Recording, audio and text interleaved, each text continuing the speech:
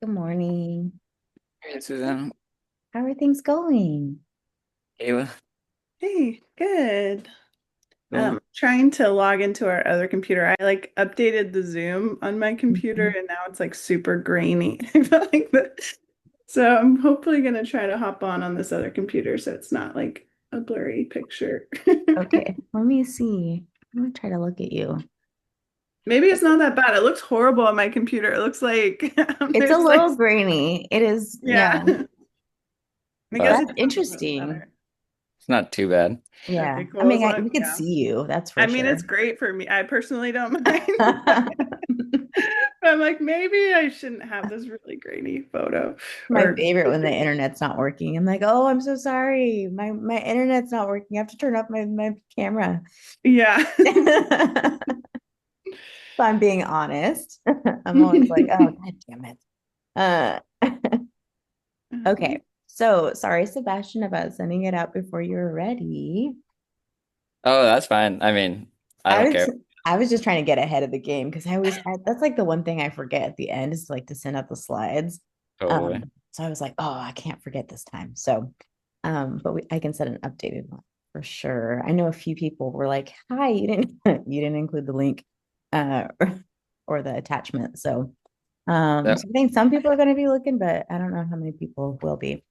Yeah. Um, all right, let's do this. Okay, so do a quick run of show and chat through those things. So basically, what we'll do is top of the hour, I'll start letting people in and then do like a little welcome and like an introduction. Tell me where you're from in the chat to get people going. And then I'll introduce OSA as an organization. And this time I will remember to say who's funding us, which is the Transition to Organic program. And I'll go through just the agenda. And then we have our community agreements, or they're, I guess, they're community guidelines. And so we'll go through those. And so we'll go through those. And then I'm going to do like a super short, like this is Kayla and this is Sebastian. And then I'll let you all take, well, Kayla's going to take it away from there. And I've left both of you had your little bios. So I left you each your little bios. But first, there's like a picture of the two of you. And then you've seen this, I'm sure. Kayla will go and I'll just ask people to hold their questions to like very, very end. So Kayla will go, and then what we're gonna do is we're gonna share screens. So I'll start with the share screen, and then once it's Kayla's turn, I'll send it over to Kayla, and I'll stop sharing, and then she can share her screen. Once she's done, she can stop sharing, and then Sebastian, you could take over and show your screen. And Sounds then after you're done, then I'll jump back on and share the share the screen to go through Q&A or Q&R or either whichever ones. Um, and we have a bunch of really interesting people who are coming through. So I figured we could do questions and responses, and I'm sure there's going to be some comments as well. We have Lucas Ebert, who's like the OSU seeds person. He's going to be there, and a couple other people will be there. So if they need to like pop in and add in extra things, or they can, or answer some questions, they can too. I like to make the discussion thing not all on you, so like make it a little bit more of a community discussion. So I usually ask people to like write their responses in the chat, or if they have something in particular they feel like they need to say, then you let them say it. Um, and we'll do that for 15 minutes. And then we'll say thank you. And I'll do like a call of like, okay, one more question. And in case nobody asks questions, it's okay because I have questions. And so I'll have I'll have a number of them to go. And if there's any coworkers on, I usually text them and ask them to ask a question. So we get someone other than me. Um, but I'm sure there'll be questions or comments anyways. So that'll be that. And then we're going to end with just an ask to do a survey and then a reminder about our upcoming events. Um, the other thing I like to do is like remind people that if they're interested, they can reach out to you. So that's a question of are you okay with that? Because then you'll probably get a lot of people reaching out to you. I don't have to say it, but I can say it if you'd like people to, I guess, reach out. And then we'll just wrap it up. We'll say thank you, and that'll be it. Cool. So We'll wrap Sounds it up. good. Okay, so um, I'm hoping the intro is not going to take too long. But we added in the community agreement, so it might take a little longer than I expected. So 5 to 10. I hope it's not 10 minutes max on that one, and then 30, 15, and then another 5 wrap up is my hope. Are there any great. questions? Cool. That sounds good to me. Okay. Yeah. Yeah. Are there any? Do you all get nervous public speaking? Are you good? There's times where I do if I haven't done it in a while. I Yeah. always just have the fear of blanking, especially blanking out, and like, especially now that my brain is working at a very low capacity these days. So Mhm. there's always a chance there might be like an awkward pause, and I'll be like, okay, I got it. That's okay. I think the pauses are good, actually. I tend to be a little bit of I think a slower communicator. I could be way off, but there's usually and then I'm like, oh, okay, I get it. Let me answer the question. So I think that's completely okay to take your time and answer when you answer when it comes to you. There's nothing wrong with open silence. I think we're not on radio, so I think it's okay. Yeah. No, it should go good. So yeah, I'm fine. I mean, I don't actually have a ton to say, so Yeah. it'll be interesting. I'd be interested to hear from certifiers, what their questions are. So Yeah. hopefully, yeah, it'll Yeah. be. I can also, do you want to start with that? Like what questions? Um, I mean, I guess I'll just open up to what questions do they have, and then um, I think it might also be interesting because we have people from throughout the US, but then also the world. So I'm also curious to see how is it different um, in terms of importing or exporting, uh, and why they might be joining in. Um, but that's Yeah. my pet Yeah. interest. I think if you want to say, if anybody has come with burning questions today, put them in the chat right away, and then if I can incorporate it into the presentation, then Okay. that's Oh yeah, great. that's great. Let's do it. Okay, cool. Um, and that sounds great. Let's see. I also have some questions I pulled out. Those are just in case nobody asks anything. Um, so I can always put those in the chat as well. And usually when I do the Q&A, sometimes I'll read it, or a lot of times I'll ask the person to say it just so it's more interesting. Like they come off mute and then you get to hear somebody's voice and that kind of thing. But sometimes people are shy, so um, we'll see how that goes in terms of who wants to speak up or not. Okay, well, we have about 15 minutes more, so you guys can get a coffee, run to the restroom, whatever you want to do. Um, and once we get close, we'll start adding people in.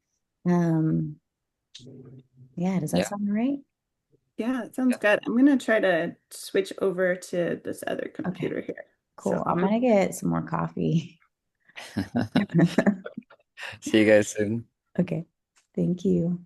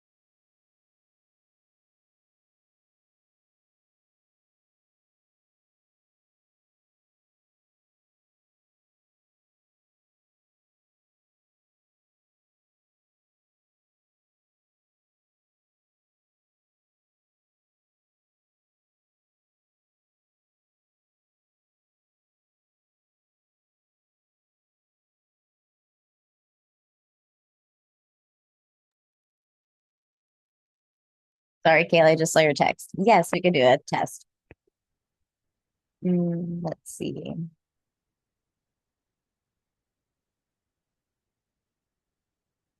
Share, advanced sharing options.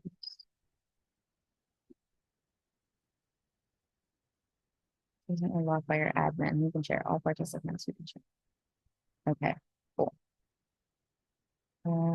Share,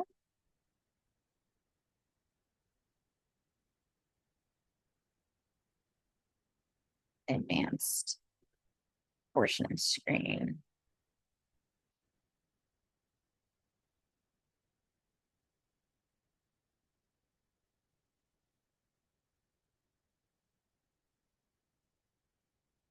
There.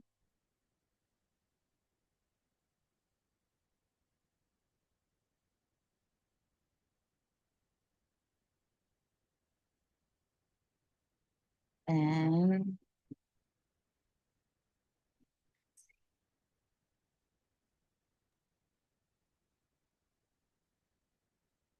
Okay, ready. all right. Kayla, did you want to try the screen sharing thing? I think I got it, but let me double check because Okay, I want to make sure that the I'll check. settings are all fine. Okay, Okay, there you go. I'm sharing it. Can you see it? No. No? Can you see? Oh, there it is. I always forget. It's always like in a different tab. Okay, cool. Yeah, I can see it. Are Okay, you cool. gonna do like your full screen or are you gonna do partial screen? What do you mean? Like, so you know how like I did it so you could like if you go to the advanced option, if you have notes that you want to read, Oh, versus say, you can always do like where you go to advanced and it says like okay. share partial view screen. Okay, do I do that in the Zoom settings then? Yeah, try going to Zoom Okay, here, I don't really need my notes. I just wrote that out when I just in was creating case. the Okay, presentation just so I cool. like could remember what I was trying to talk about. No, you're So good. I think I'm okay. Um, Wait, how do I do that again? Okay, so you click share and then advanced and then portion of screen. I'm gonna do that just because I like to have I have all these other documents up. yeah. Um, Here, I'll do that too. Okay, so only in my settings, share screen, and then share uh, screen and then advanced and then down on the third row down, one over or two over, it's portion of screen.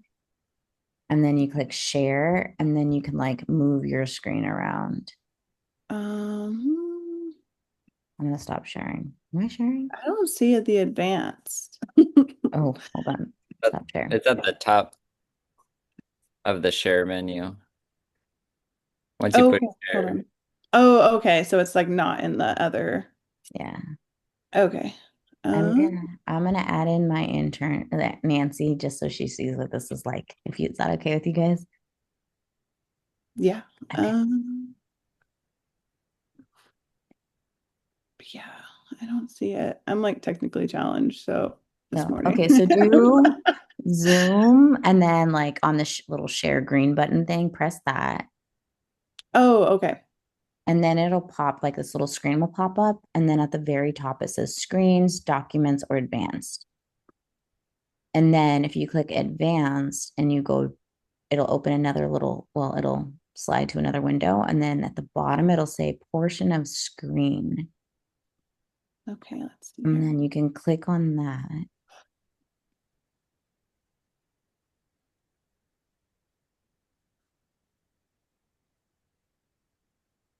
I'm doing it from a Mac, BT dubs. Me too. So I'm like, hold on. It's all good. Forget it. well, the other way is just to instead of sharing your desktop, you can share your, application window, whatever Sharing if you're screens, using Chrome, application windows. Oh, I see that. and then you Okay. don't have to resize anything. Application windows. Okay. That's nice. Okay, let's do here.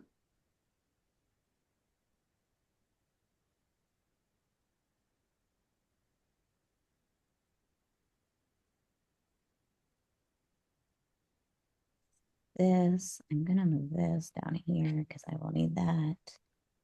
Didn't it start at 9? Yeah, I'm just waiting for Kayla to. We're all good. We can We're just let good. it roll. I think my share Okay. screen set up. Yeah, I don't know. I'm like disoriented also on this computer 'cause it's a little different than my other one, but whatever. It's fine. As long as y'all can see the screen, that's good. Yeah, we'll be Yeah. good. Okay, so here we go. Sebastian's like, can we get started already? We're going, we're going. Okay, here we Yeah, go. We have off to a only good 12 start. people in the waiting room, so I think we're okay right now. No pressure from me. No pressure. No pressure. Okay, I'm gonna do advanced portion screen share. That's that. And then I'm gonna admit folks, participants. Oh, not there. And I'm gonna say admit all.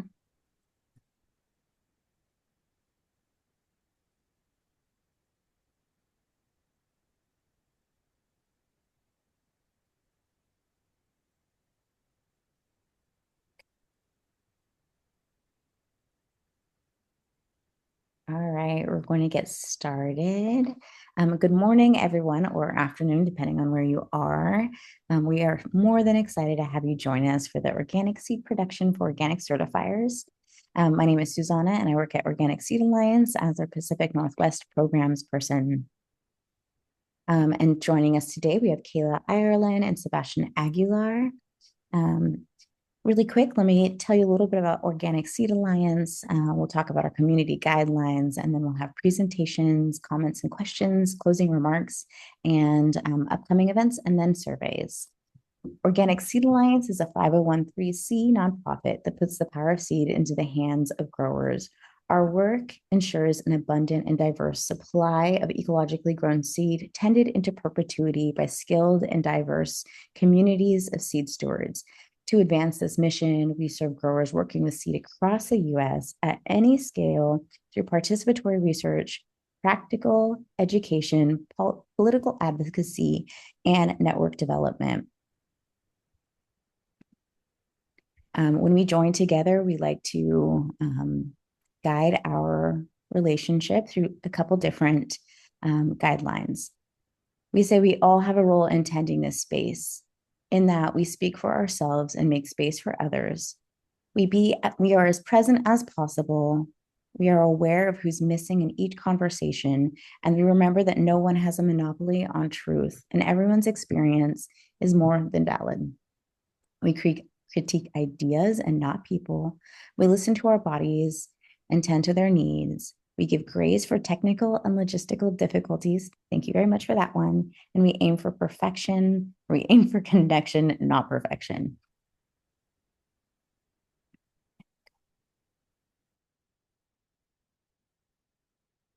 As I stated before, we have Kayla Ireland, who works at Organic Seed Alliance in our Washington research farm. She also is amazing and also has her Honey Bloom Seeds company. We are also joined by Sebastian Aguilar of Summertime Seed Company. With that, I'm going to pass it over to Kayla to get us going. Awesome. Thanks, Susanna. Here, let me try to pull up the presentation here.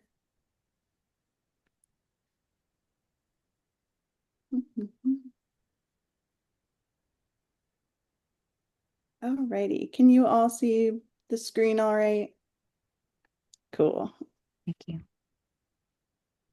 Yeah, so like Susanna said, my name is Kayla. I'm happy to be here with you all today. So I'm going to talk about two operations I work on. So I'm the farm manager at our research location for OSA in Chimacum, Washington, and then I also manage my own seed production farm. I am located in Port Townsend and farm in Chimacum and Squim, so kind of throughout the whole Olympic Peninsula route.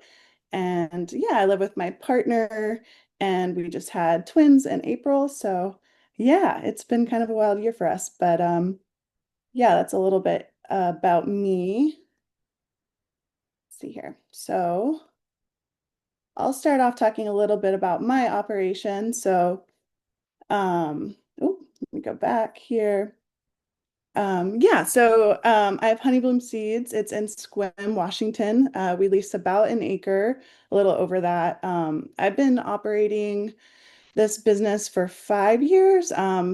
I started in Southern Oregon in the Applegate Valley, farmed there for 3 years, and then moved up here. And so this is our second season operating our business in Sequim. And I focus pretty much like our whole operation is on seed crops. So we grow on contract and we grow like a little bit of everything. So focus a lot on annuals. So we do a lot of flowers and brassicas, lettuce, and then we also do a ton of biennials. So kale, onions, leeks, carrots is a huge crop for us. So we grow pretty much all the things that grow well here. Yeah, we really like to have diversity on our field. I've been certified for 5 years. It's a requirement for organic seed production. So if you want to work with seed companies, you need to have your certification if you're selling organic seeds. So that was a huge motivator for becoming certified. Also, our personal values, like I've always farmed using like um, farmed organically. So like that's something we would always continue to do. I might not have a like I might not go through the certification process if it wasn't required, just because it does require a lot of additional time and labor for record keeping, and it's can be pretty expensive too. But anyway, we certify because we need to, and also because it is important to us in terms of how we grow vegetables. So the other work I do is at OSA. So I manage our research farm. We cultivate typically 1 to 2 acres depending on what kind of projects we have. So, like Susanna mentioned earlier, we're a nonprofit, so all of our funding comes through grants. So it really just kind of depends what kind of research grants we have going in the pipeline. But typically it's 1 to 2 acres. And so we focus a lot on organic production research, so seed production research. So trying to do research around seed yields and kind of all sorts of economic toolkits that go with it. So we can kind of have more information on just how crops perform, and also how much we can essentially, like how much growers have to put into being able to produce that crop. So having more resources for people. We also do a lot of breeding work. So we work with a lot of universities to essentially establish new organic lines. So like carrots is a big crop that we focus on. So right now we're breeding a bunch of different novelty colored carrots, trying to have basically increase those seed sources available for organic farmers. So before I get into kind of the nuances of certification, I kind of wanted to talk about just some seed production basics. So certifiers kind of understanding of like all the things that we need to do to get organic seed. So big key differences essentially are like, so when you're growing for seed, plants complete their full life cycle. So there's annuals and biennial crops. Annuals are essentially crops that will complete their full life cycle. So they'll go to seed in the first year. Biennials are crops that will take essentially 2 years in the ground to produce seed. So you're spending a lot more time with plants when you're growing for seed than you would be, say, for a market operation. So that's a big thing to consider. Also, seed harvests typically occur in summer and fall, and so you're not really going to see harvest data until that time of year compared to a market farm where you might have a lot of successional plantings. There's also a mix of single and multiple harvest depending on a crop. So there's certain crops, that you'll just harvest at one time, you'll harvest the full plant, and then there's other crops that you'll harvest continually off of, like, flowers with seed heads or tomatoes, that kind of thing. So yeah, so in terms of like your organic system plan, these things are going to kind of determine the timeline of when you can have certain records, or like when you're going to see those records pop up. So for post-harvesting, Yeah, so there's a lot of steps to getting that really nice clean seed you find in the seed packets. So the easiest way to kind of explain it is there's two categories. So there's dry seed crops and wet seed crops. So your dry seed crops are going to be plants that produce pods or umbels or flower heads, any sort of crop that you're going to harvest when it's dry. Wet seed crops essentially are seed crops that like tomatoes or squash or melons, anything where a seed is inside of a fruit. And so there's a different process there to extract that seed, but essentially two categories. And then there's three steps that you typically do when you are processing seeds. So there's threshing, which essentially is just breaking the seed away from the plant matter. Any sort of you can like flail it, you can use mechanizing threshing equipment. There's all sorts of ways to do that, but it's essentially breaking the seeds away from majority of the plant matter.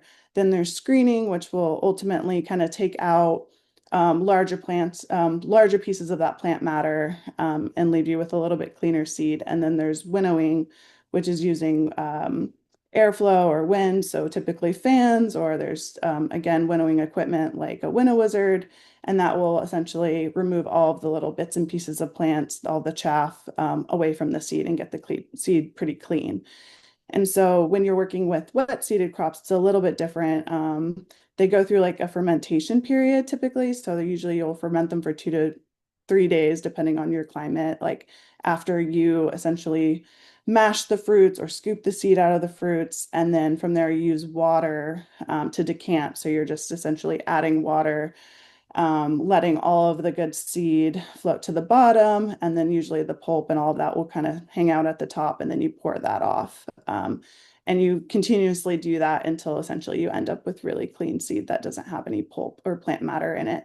And then you dry that on a screen. Usually you're going to want to use box fans and that kind of thing to increase the airflow and just drying time in general. So um, yeah, it's just kind of good to know a little bit more about like what seed producers go through to get that kind of that end product. There's a lot of steps, there's a lot of work that goes into it. One thing, it's pretty amazing how much you can do with like minimal equipment. So you can produce a lot of seed with just using, buckets and screens and a box fan.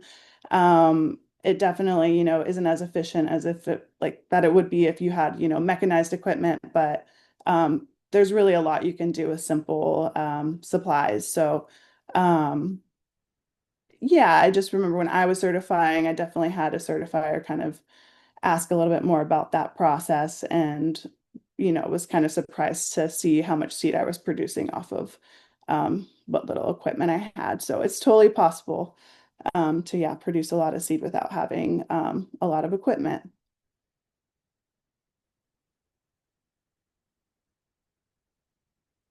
So as I mentioned before, so with my operation, I grow seeds on contract. So essentially what that means is so yeah, it's essentially a seed production agreement between a seed grower and a seed company. And so essentially, I'll chat with the seed company and they'll be like, okay, we need, X amount of pounds for this crop and variety. And so basically, they're controlling like what you're growing out. Like obviously you can choose whether or not if you want to grow it.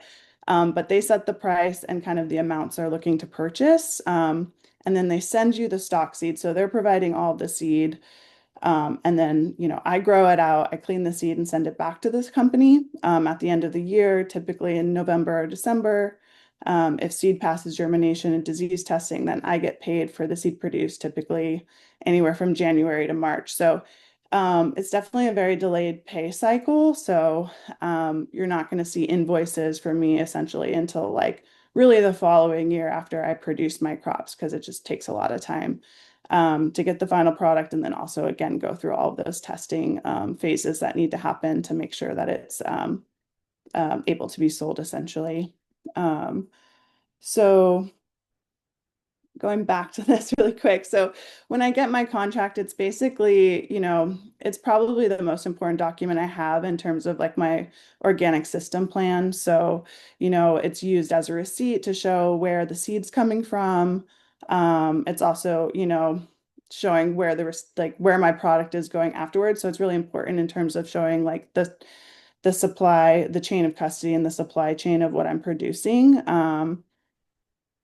Yeah, and it also, yeah, it's a document that always I use to always trace back, yeah, again, where my seed's coming from, but also, yeah, just throughout the whole, like all the different record keeping processes in the OSP. So, it's important to have, yeah, at least by the time you're having your certification, which you usually do, you get that at the beginning of the growing season. So record keeping nuances, I would say, in terms of certifying with seed production. Biennials is a really big one. So if you're growing a biennial, again, it takes 2 years to get that seed. So you're going to see that crop on an OSP, so your organic system plan for multiple years. So yeah, there's definitely been times where I had to certify kind of confused on that. But I'm like, oh no, this is just the same one I started. It just takes longer to get the seed. And so you can kind of think of an onion crop. So like in the first year, you're gonna seed the onions and then transplant, like I usually do like end of February, early March, depending on the variety. Then I'm gonna plant those out in April after frost, and then they're gonna grow into bulbs throughout the growing season, and then I'll harvest in the fall, cut the tops, dry them down, and then typically they'll go into storage for a while throughout the winter to hold. And then I'll put them in a walk-in eventually to vernalize before I get ready to plant out. So um, once I plant them out the following, like late um like early spring, then I'm going to essentially not see seed on that crop until the end of September. So it's a really long growing season for onions. And so yeah, you'll just see that on the organic system plan for quite a while before you actually get the final yield, and then even longer before you actually see where it was sold or how much I made off of that crop. Um, so yeah, it's definitely like a long haul project when you're working with biennials.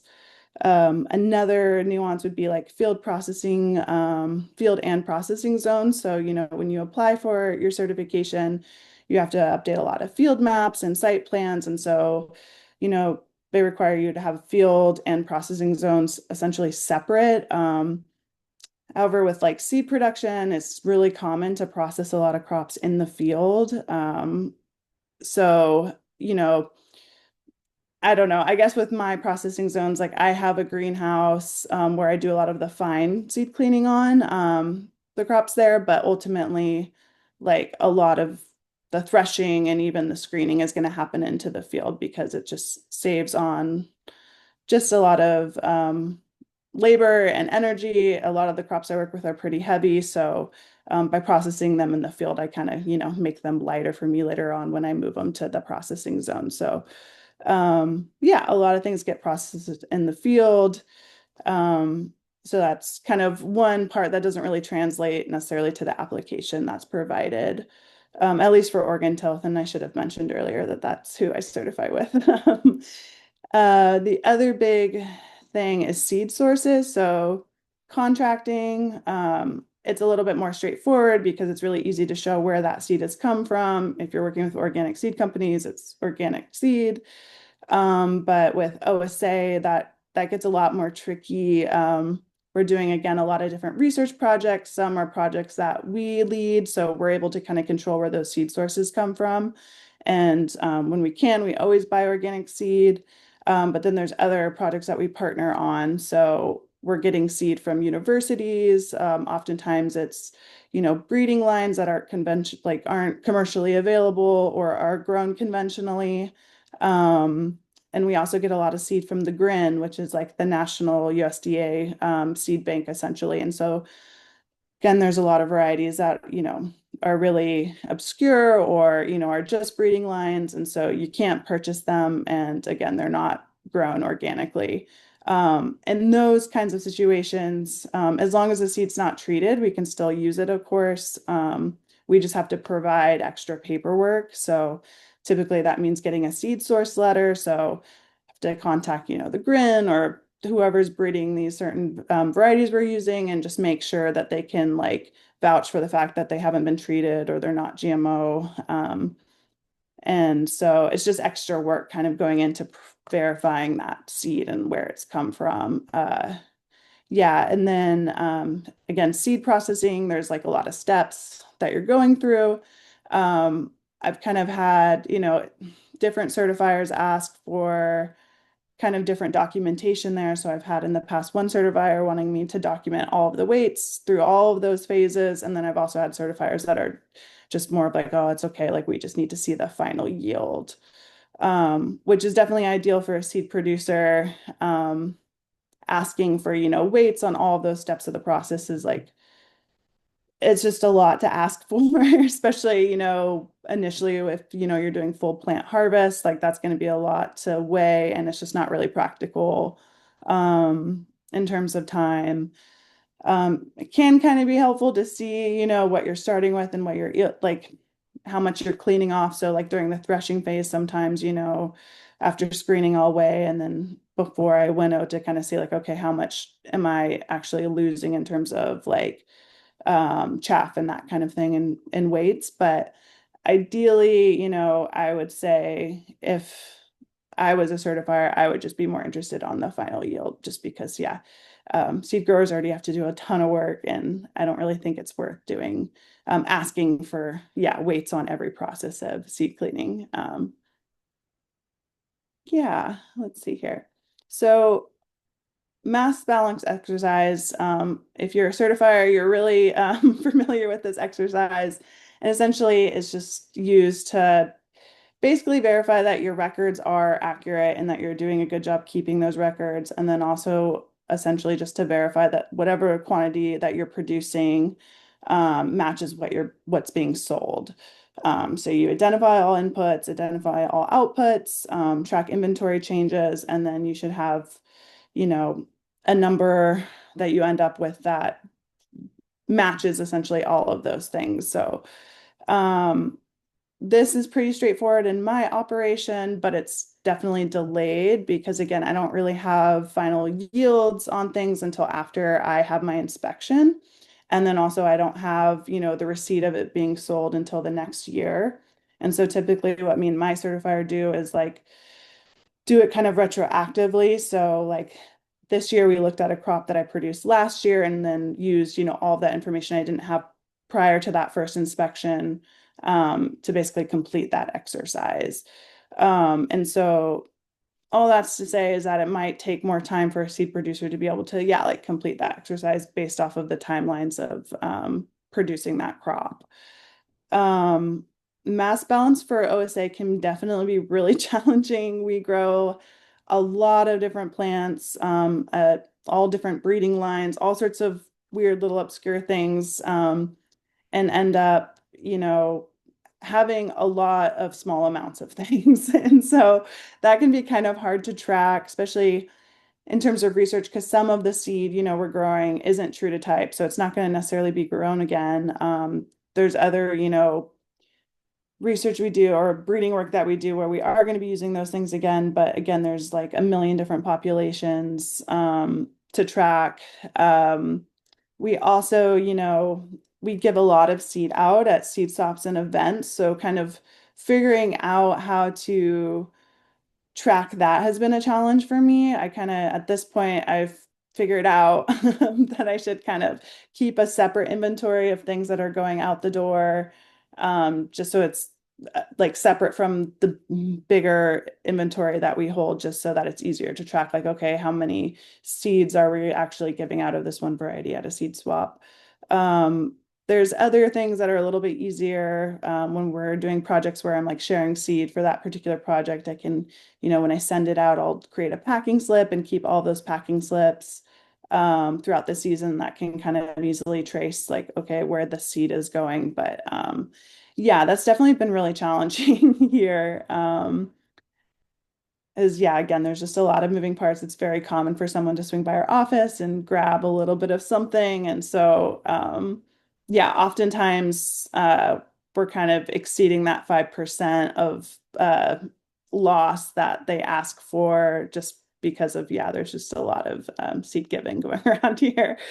Um, yeah, I think the most important thing is just like I don't know. It's also tricky for seed producers. I don't know. I guess to have like when you grow things, you can have very different yields. So like even if you're growing like the same kind of crop, varietal differences make a huge difference in yields. And so it's like I could have, two marigold crops and they produce very differently. And there's no way to really standardize like how much seed you can produce off of one crop, like per bed. So, or there's no data for that out. So, like a lot of the times the certifiers just have no idea, like, okay, what should I expect to see in terms of yields? And oftentimes seed growers can't really tell you because it does vary so much on weather and pests. And again, if you're working with biennials, it's a really long time to have a crop in the ground and time for things to go wrong. So, yeah, it can just be really challenging to like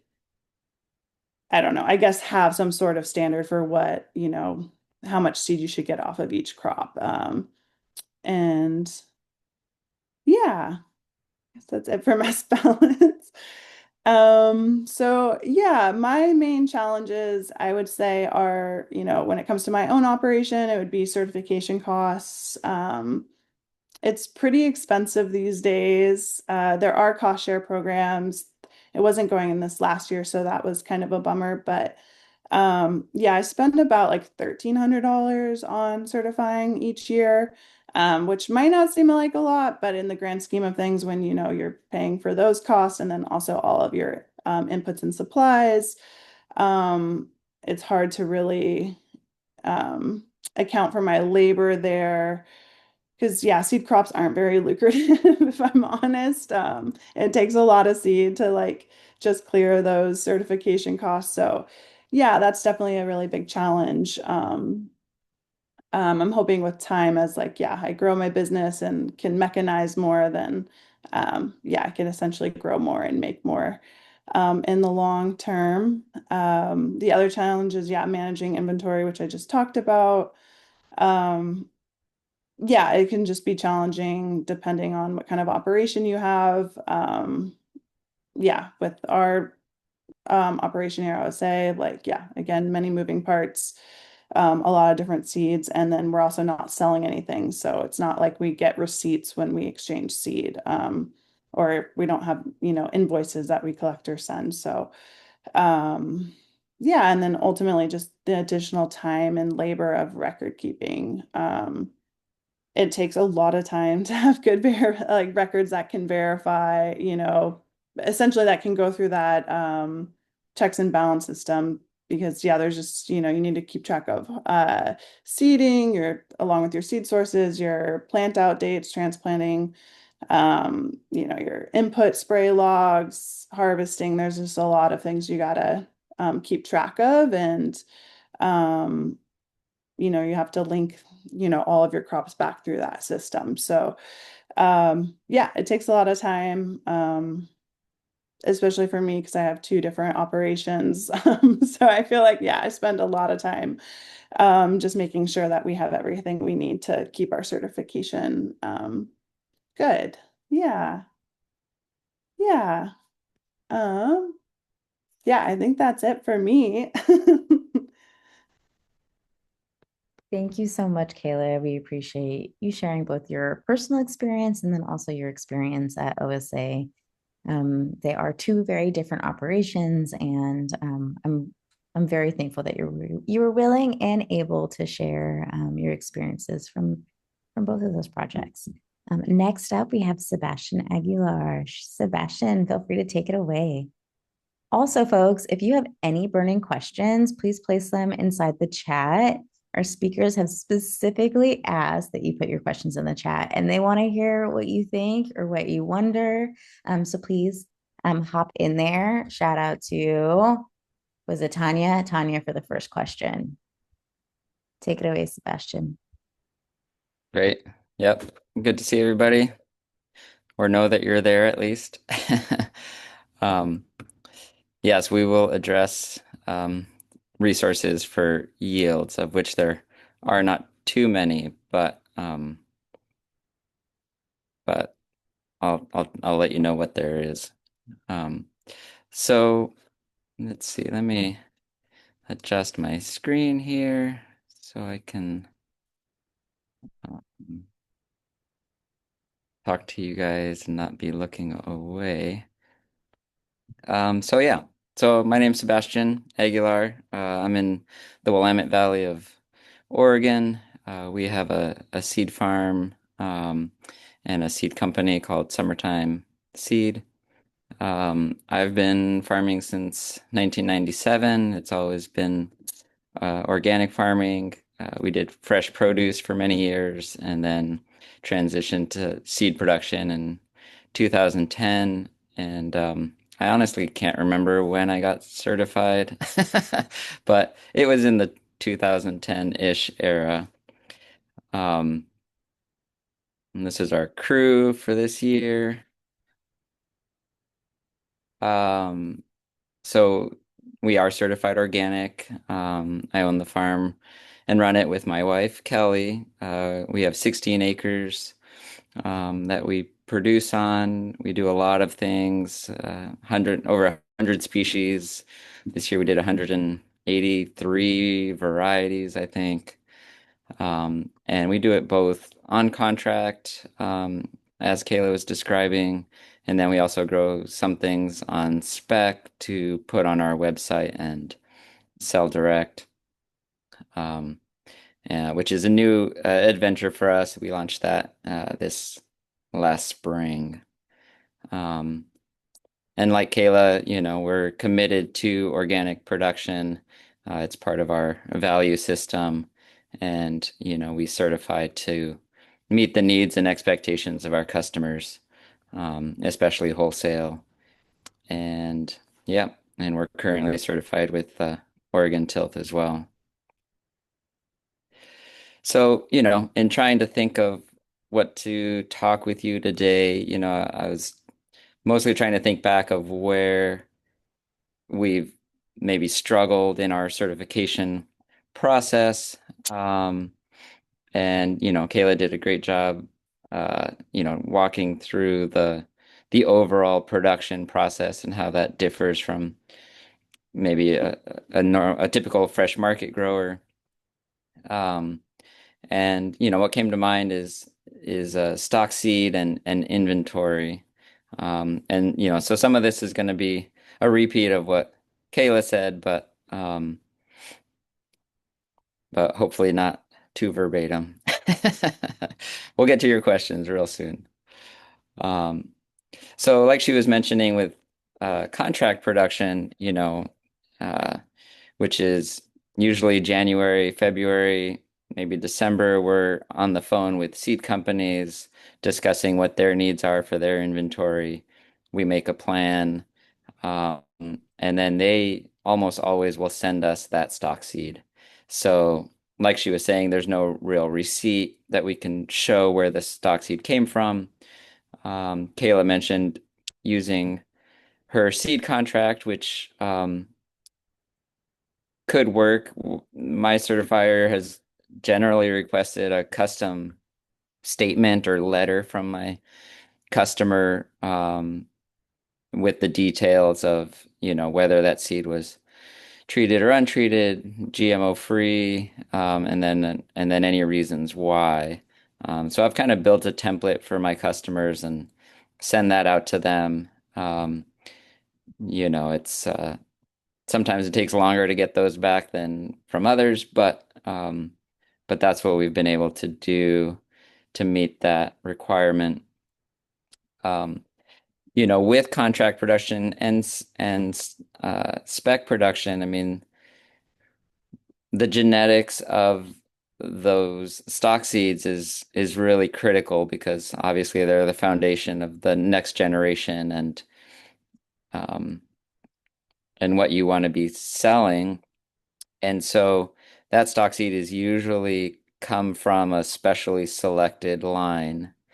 Um, and so what's a popular variety, right? There's a Brandywine tomato, right? You can go on the internet and find dozens of companies selling Brandywine tomato, and each of those, if you bought a packet from each company and planted them side by side, I am sure that you would see differences. And so when we have a customer who's wanting us to grow Brandywine seed for them, they've usually done some trials or they've grown out of production where they did some selection work. But they're very particular about the genetics that are going into that seed production. And so, like Kayla was saying, that may or may not be organic seed, and oftentimes it isn't. And so, even if there was an organic equivalent, it depends what you mean by equivalent. Yes, you can buy organic Brandywine seed, but you may not be able to buy the same um, specific genetic traits that you're hoping for. Um, and so that's why often in our case, we are planting non-organic seed. It is always untreated and it is always non-GMO, but because those genetics are so critical, that's what we go with. And really, it goes the same for us when it comes to our what we call them our spec crops, right? We're growing them on the speculation that we'll be able to sell them both wholesale and retail.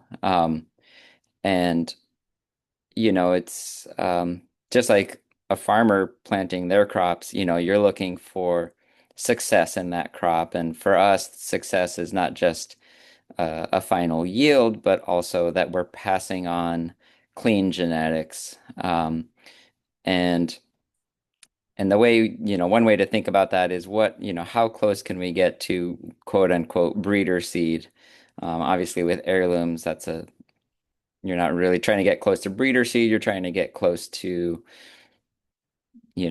something that's been maintained. And so that's where,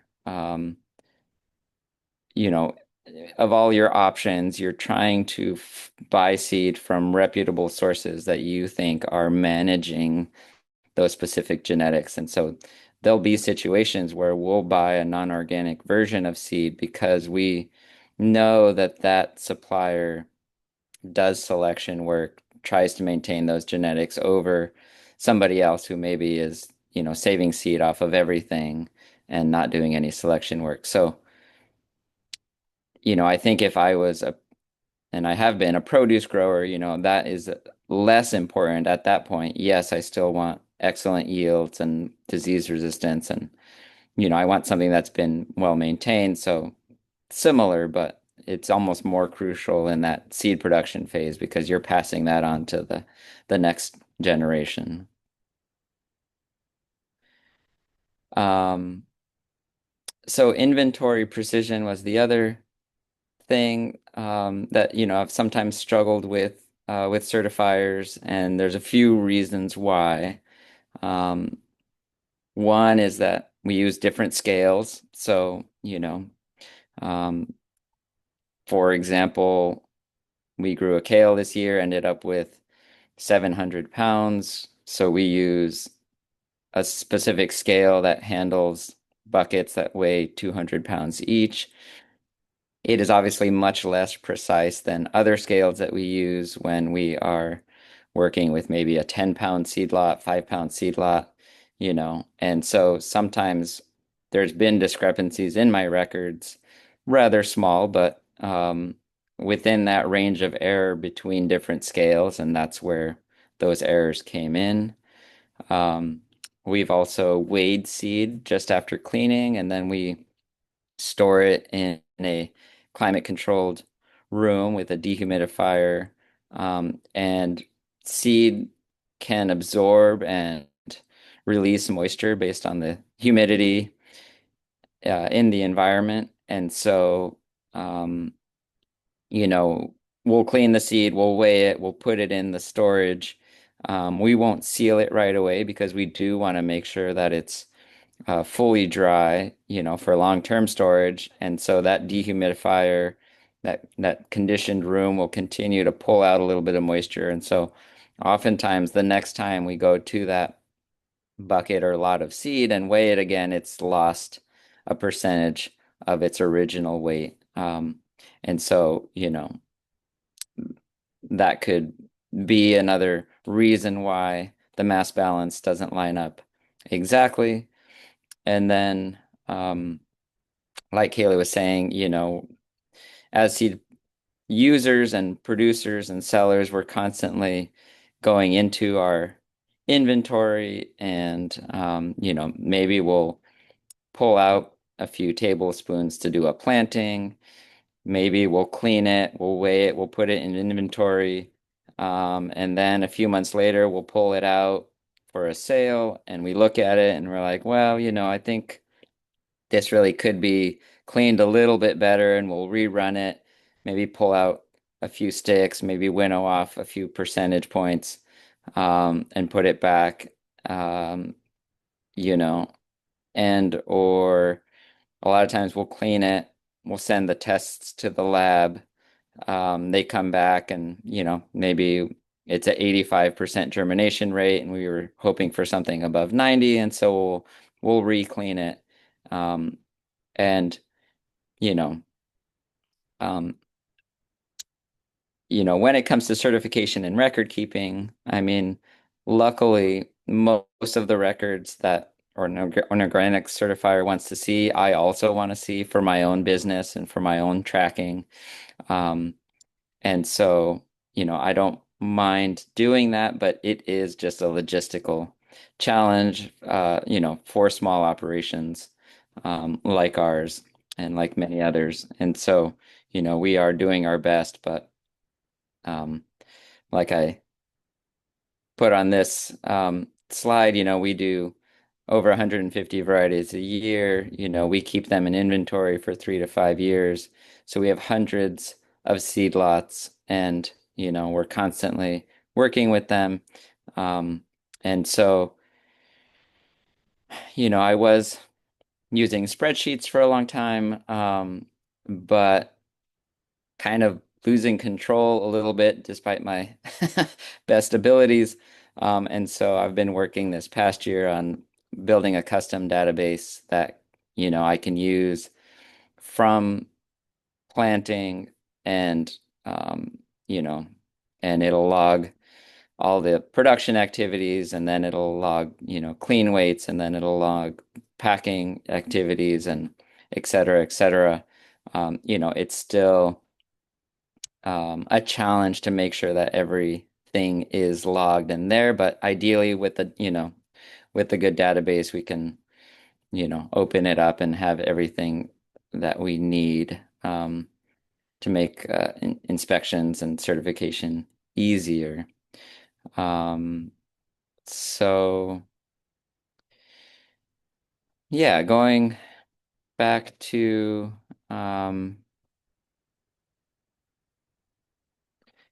going back to the chat question. Um, Well, I guess before I do that, I mean, so those were my main challenges. And,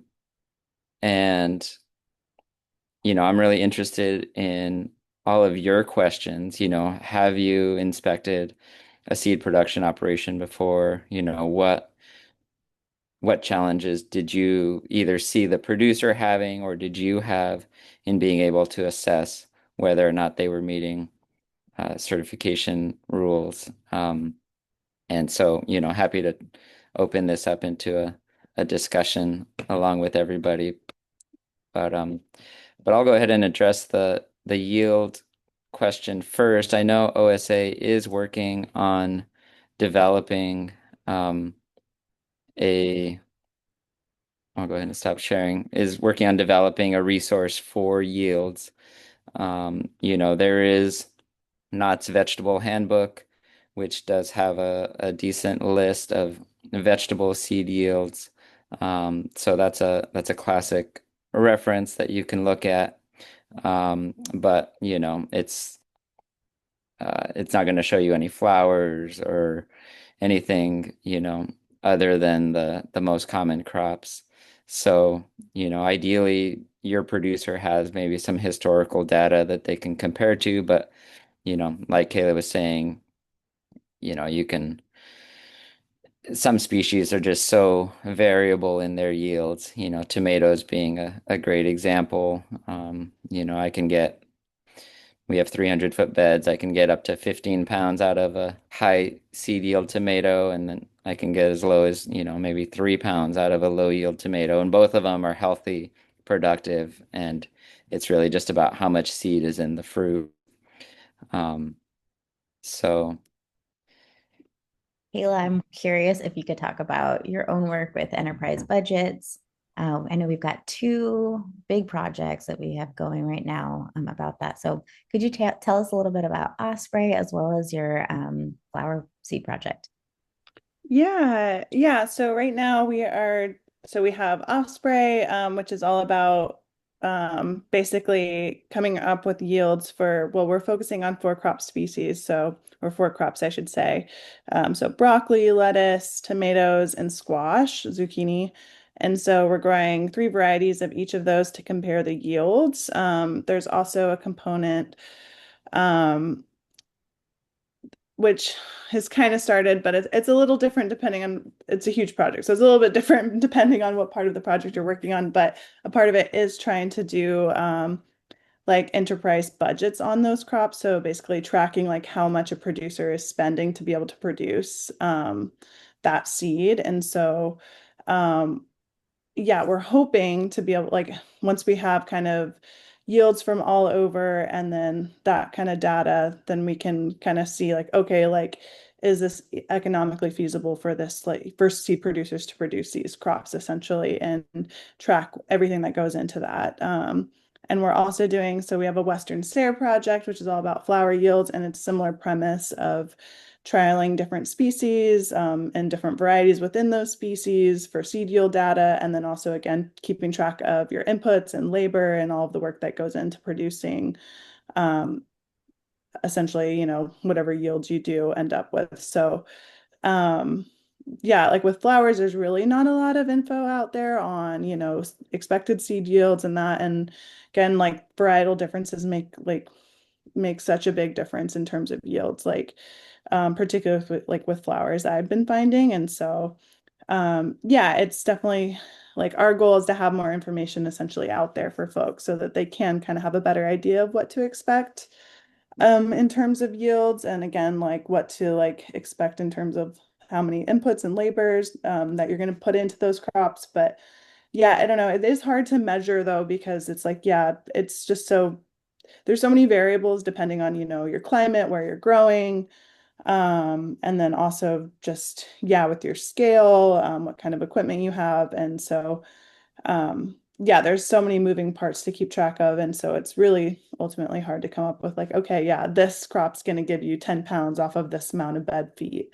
Um, Kind of like with what Sebastian was saying earlier, of like, yeah, it is really helpful when you've been operating for multiple years, because then you can kind of come up with your own records in that way. So it's like, I've grown lettuce so many times in a lot of different varieties. And so I have a pretty good gauge on like, okay, how much seed can I produce off of a 150-foot bed? How many rows do I need to plant and that kind of thing. But um, yeah, it is hard to find that kind of standardized data out there. And again, I think, yeah, it's just so variable that it's really important to kind of just focus on your own farm and like what you're able to produce through trying many years and collecting that data. But yeah.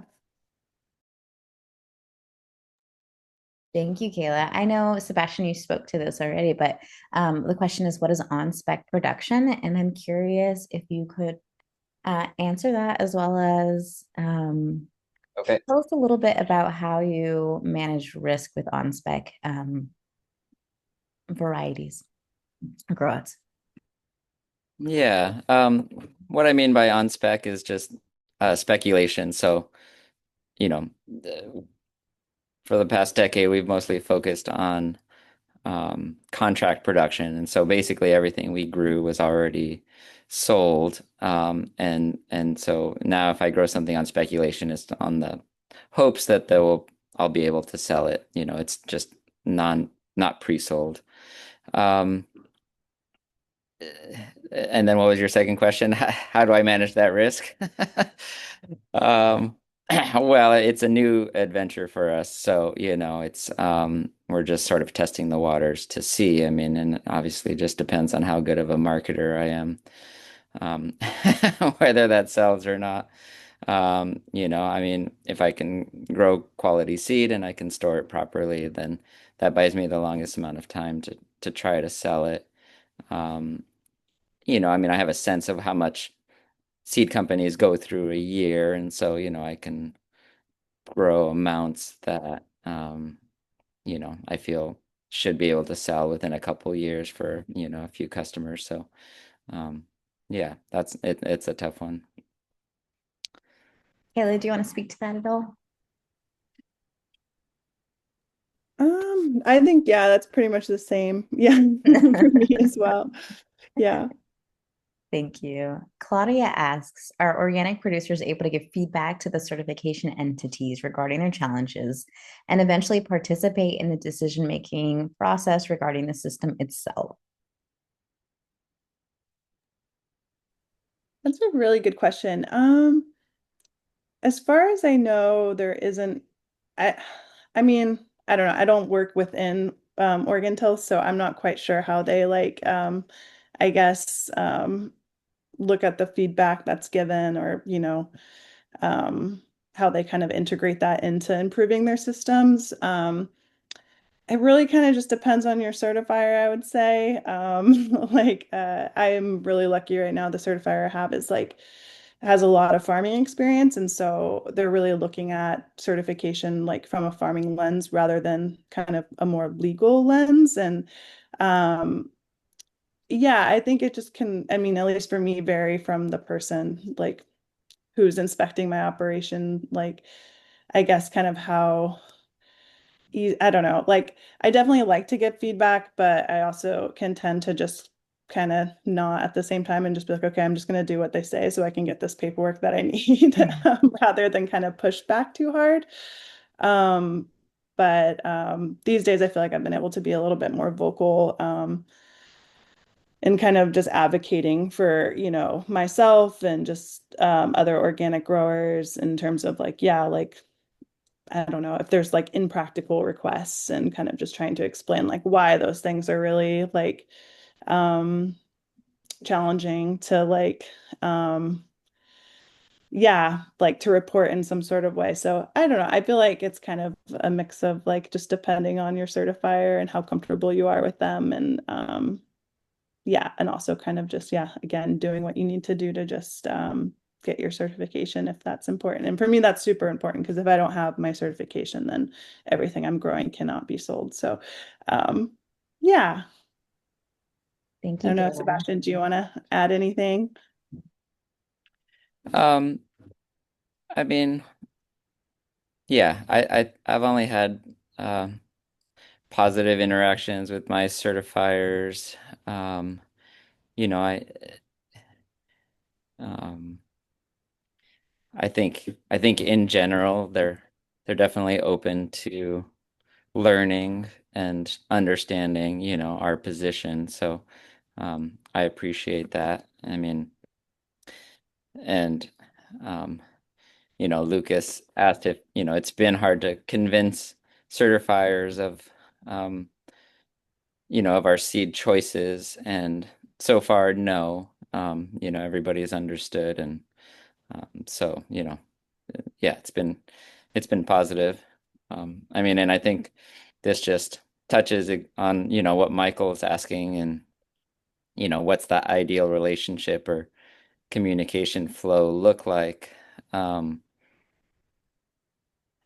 yeah, I think, um, just recently, like I've needed to clarify kind of what our process is, because we'd been having our inspections at a certain time of year, and it was easy to communicate information that they needed, and that we needed them to have at that time of year. But now all of a sudden our inspection is at a different time of year, and so they weren't getting some information on the timetable that I needed them to get it. And, I hadn't realized that because I was just kind of in this habit of, um, I mean, basically what our product list was and what we're growing and harvesting. And so I ended up selling something that wasn't on our list yet just because our inspection had been delayed. And so there's just little things like that. But Communication has been great. So, what's ideal? I mean, you know, I feel like there's a lot of opportunity to improve, how the OSP format is. I think like, right now Tilth sends out these Word documents that they request. Um, I feel like there should be a platform that you can log on and type in your OSP there, and it's, basically live, and available to update all in one place. Um, when it comes to record keeping, just this challenge that I've had,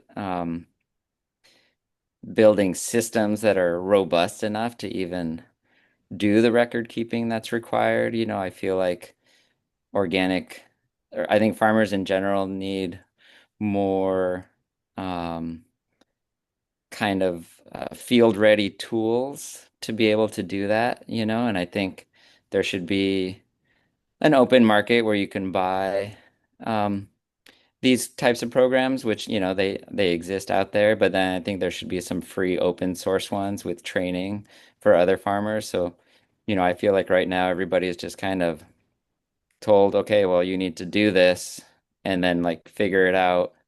And and everybody like struggles for the first decade. And, like if we just handed them a tool and some resources on how to use it, it would, it would make everybody's life so much better. Um, so, I don't know where certifiers play, where their role is in creating that, but I think there's opportunity there. For sure. Thank you both. I did want to mention Kayla's being super humble right now and not telling you all that this series actually came from Kayla and I working in the field together and me hearing her experience attempting to get certification it was last season, 2 seasons ago, and like the challenges she had, and then also how different her experience was when she had a new certifier, or a new inspector. And so I would say that this is a perfect example of a farmer who also has another platform, and using their experience to give feedback to certifiers and inspectors, and telling them like, hey, if you don't, we don't expect every inspector to understand the intricacies of seed production. So here's a 101 in which you can learn, and hopefully that will make the process easier for seed producers. I'd also say at the Organic Seed Growers Conference this past year, we had an entire, I would say, open house sort of experience. We had a session that was all about organic certification, and farmers were very vocal about what their experiences were. You can check that out on YouTube. But they were very clear about what their challenges were and how they wanted to be supported. And so you can check that out on YouTube. I would also say one way that you could give feedback is Oregon Tilth they have just sent out a farmer survey, and that will hopefully inform their processes and what their inspectors are looking at. We also have the State Organic Seed Survey coming out in 2027, but we're beginning to develop it. And the point of that is to be able to collect information about organic seed production, the needs of growers, the needs of researchers, certifiers, all across the board, to see how we might assist seed production and the organic industry as a whole. Also, November 3rd, this is the last thing. November 3rd, there is an NOSB meeting. It's a public meeting that is available for everyone to attend, where you can participate and hear some of the questions NOSB is debating at the moment.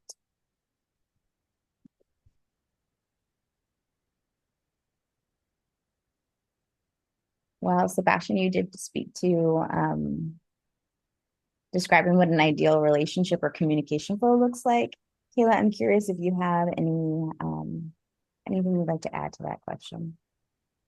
Yeah, I think, I mean, as open as it can be is obviously ideal. And I think, like I've never had necessarily any like, you know, I've had a lot of great experiences working with certifiers as well. Like there's definitely been, challenges at certain po points, but not really because of that inspector. Like I think there is a pretty good understanding of that, we're all trying to do our best, and we all just care about, organic products and, agriculture in general. And so I think from both sides of just like, you know, yeah, like just really trying to like remember that yeah we're all really just are doing our best to like work in the system. And yeah, and I think particularly like for farmers, at times it can feel like a little discouraging when you're doing already so much work to just produce organic seed, and then you also have to deal with the like certification side of it. And when there are challenges, sometimes they don't really make a lot of sense, and so it's really easy to kind of get, just discouraged and be like, oh, why is this so hard? Like I'm doing all of the right things, and like, I'm not, sneaking conventionally grown seed into my crops. And like it can feel, I don't know. Yeah, just frustrating at times. But ultimately, like all the, inspectors I've had, have been really great in understanding. And I think just being able to openly communicate and share feedback, but in a way that's, helpful and not necessarily, I guess, negative. I don't know. Yeah. Yeah. Thank you, Kayla. For 5 minutes. It looks like you both have answered Lucas's question about when you're sourcing conventional seed due to better genetics, even when there is a matching organic variety available. Kayla, did you want to speak to that at all? Um, yeah, I don't think so. Yeah, I mean, we've had a lot of like just varieties that are grown conventionally, or just again populations that are very specific to a breeding line, and so like there really isn't any choice there. I feel like it's we haven't really had too many issues with describing that. Usually, I just explain like, yeah, this, obviously came from this person, but it is a breeding line. It's not conventionally available. It's, something hopefully we're gonna have that can be like, sorry, not conventionally, commercially available, something that will be, released to seed companies. And so I think it's just a matter of being really clear and just kind of reiterating, like, again, like this isn't something that you can source elsewhere. And so as long as we have our seed source letters, we really don't have too much trouble with that. Yeah. So I think, just having documentation as much as you can, if it's really helpful. Thank you. Michael asks, looking forward 5 years or beyond, if these improvements were made to the certification process, how could that benefit the broader organic movement?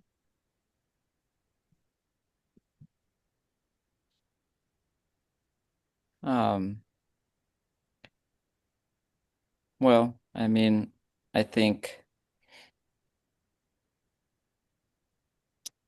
you know, I feel like so many small farms are smaller in scale than uh, a majority of conventional farms, and um, and I see a lot of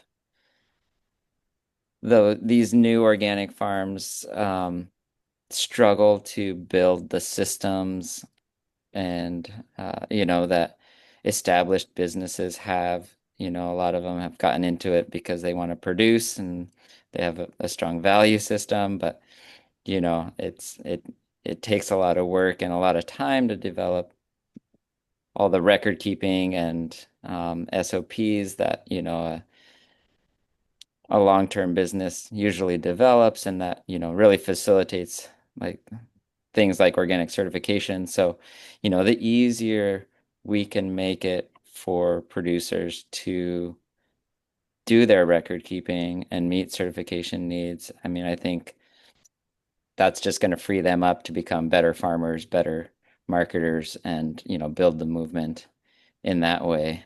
Um, and so Tanya put in, has anyone ever used Quick Organics? I pulled it up, look at their homepage. I mean, I think that's looks like an interesting product. I'm glad to see that out there. Uh, and yeah, I would love to see certifiers offering that to their customers, or a version of that.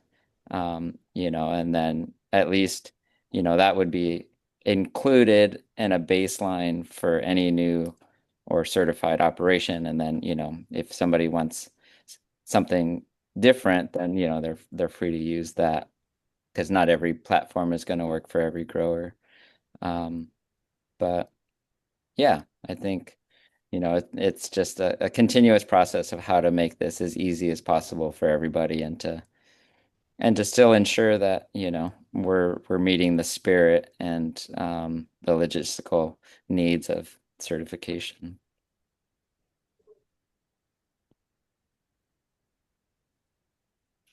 It looks like we have answered just about all the questions in the chat. Um, if there's any last questions, feel free to pop it in the chat or raise your hand. If not, we're going to pop on over and talk a little bit about upcoming events. And I'm going to ask you to do the survey, of course. But before we do that, big round of applause for Sebastian and Kayla. And thank you so much for not only bringing your experience, for bringing your experience, your enthusiasm for organic seed production, and then being willing to answer all our questions. It's much appreciated. And thank you to everyone who joined this morning. And I know we've had this is our this is the second part in our series. And if you haven't seen the first one, I recommend that you go back and see that. That's a little bit more about history and advocacy, and it's available on YouTube. And I have also sent out the PDF. We'll be sending an updated PDF out to all of you. I sent it out a little premature. So keep that in mind. I also wanted to let you all know that we've got some really cool events coming up. We've got a seed cleaning webinar next week. We have our advocacy slash quarterly call coming up on the 7th, and that's going to be focused on climate adaptation and seed production. We've got the Midwest Seed Summit coming up on November 12th, the Pacific Northwest Seed Summit December 6th, and the California Seed Summit February 20th. We've been working hard, and we hope that these events will benefit the community. As always, you can check it out and learn more about each event at seedalliance.org/events. Last but certainly not least, if you wouldn't mind taking your phones out, scanning this, and doing a survey for us. The survey helps us determine what kind of programming we make available. And this time around, we're giving out free bags. So if you're excited about getting some swag, fill out the survey and include your mailing address, and I will send those out to you. Oh, Mike says, sorry, please, one last question. Take it away, Mike. What do you have? Ooh. Considering the challenges of accessing certified organic seeds in Africa, how can we encourage and support local seed multiplication programs that meet organic standards?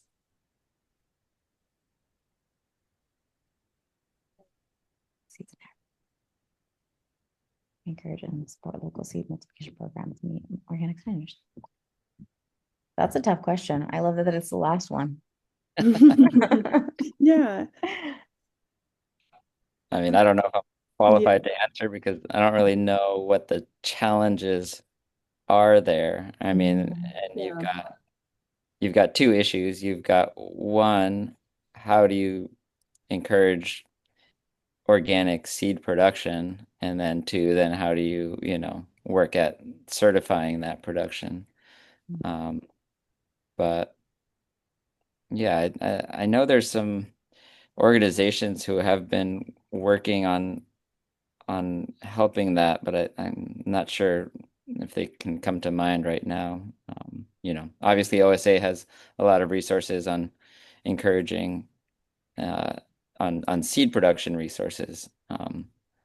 And then, hopefully the certifiers in Africa would be willing to work on helping those producers, become certified and figure out what that process looks like. Yeah, we actually had an amazing cohort come through Organic Seed Growers Conference this past year from a couple different states in Africa. And so Mike, I will email you a list of folks who you might be able to talk with who have knowledge of the different states, different regions, seed production, the challenges that are specific to their regions. And how they might want to be supported or encouraged in their work. I'm going to try to remember this, Mike. I will email you. Okay, now that he gave us the hardest question we really couldn't answer, doesn't seem to have just me the feedback form doesn't seem to have questions. Interesting. Let me resend that to you. I'll send an email out to everyone with the survey, the appropriate survey link, as well as the final PDF and a recording of this series. Thank you to everyone for coming. I appreciate it very, very much. And thank you to Kayla and Sebastian for sharing your wisdom with us. I hope you all have a great day. And you can reach out to Organic Seed Alliance via our Facebook or Instagram pages. You can also email info@seedalliance.org. This particular program was funded by Northwest Transition to Organic Partnership Program. Shout out to them for funding a lot of these cool projects that we get to give out to the community. Thank you all for coming. Take care. See you guys.